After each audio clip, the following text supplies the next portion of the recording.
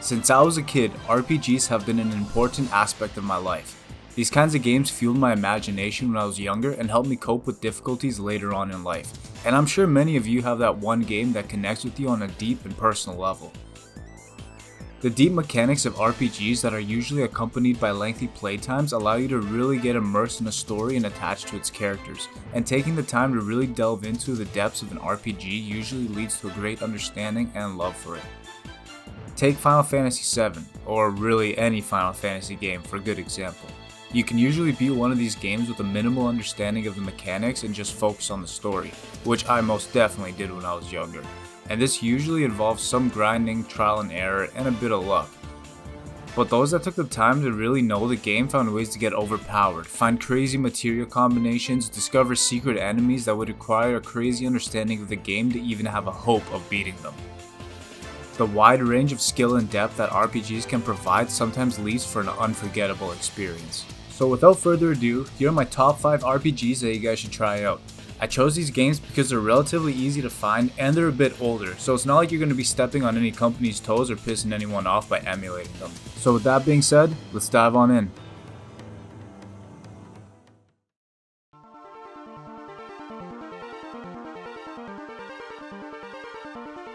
When one thinks of Dragon Ball, RPG isn't the first thing that pops to mind. A series full of crazy fights and fast-paced action would make one think that Dragon Ball isn't the right thing for an RPG, but man is that proved wrong in the Legacy of Goku series. The first Legacy of Goku was a really fun game, and it did a great job in aspects of storytelling and gameplay, but as for actual RPG elements, it was a little bit lacking. That was all addressed in the second game though, Legacy of Goku 2. I know, super clever title. Translated extremely well for the pacing of an RPG, the story here is surprisingly in-depth. This title primarily focuses on the Android and Cell saga of the Dragon Ball universe, which is arguably the series' high point. After hours of gameplay and training, you're gonna really feel a connection to whichever fighter you chose to be your main, as you see them go from a bit of a weakling to a top-tier fighter. The game allows you to play as a handful of Z fighters as you level up and bump your stats to becoming the ultimate warrior as your fight with Cell draws ever closer. With awesome animations and music reminiscent of the show, this game is a must play for any Dragon Ball Z fan.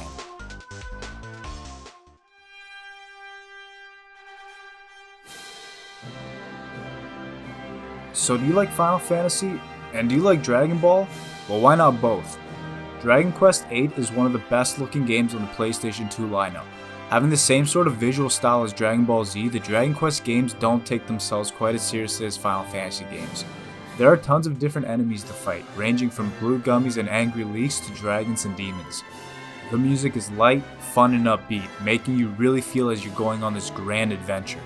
Being on the PS2, this game is really graphically impressive, with everything from combat screens to the overworld just being a joy to look at. They really did a wonderful job with the color palette as well. Everything just pops out at you. Dragon Quest VIII is best suited for fans of the Dragon Ball series that also enjoy in-depth RPGs, but also like games that don't take themselves quite as seriously.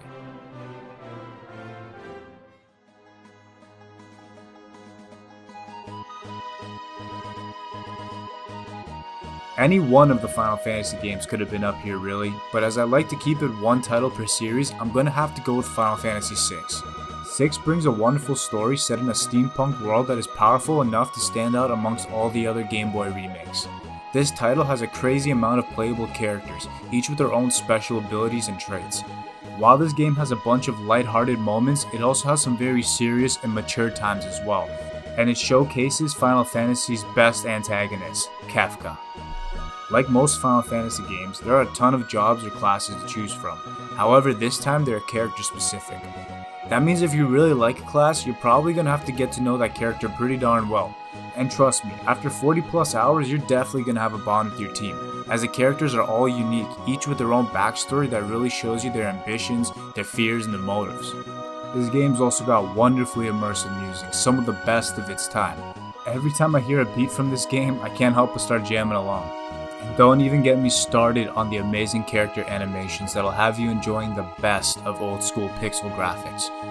Final Fantasy VI is a must play for any fan of RPG games.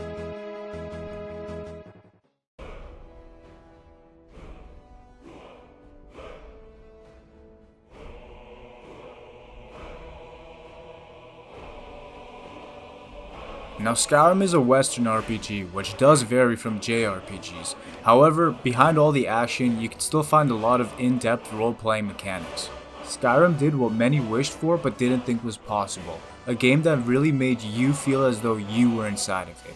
Having complete control to create your own character and level up any skills you wanted to made this game incredibly immersive, and the story did a good job creating the importance around you to keep you motivated. A game with an almost unrivaled amount of freedom in it, Skyrim lets you do what you want when you want. You want to explore? Sure. You want to fight dragons? Done. You want to steal from helpless villagers who are just trying to stay alive in the wake of bandits, werewolves, and dragons? Why not? Skyrim is freedom. It has an insane amount of weapons and armor with a skill tree that allows you to really create your own unique character. And not to mention a wonderful open world with areas that feel very different from each other no matter where you go. From the northern wastelands to the thriving capital port city, every location feels unique and distinct. Mechanics in this game aren't too deep, and overall Skyrim isn't very challenging. So if you're looking for a game to have fun in and do whatever you want to do and maybe, just maybe save the world, this is the title for you.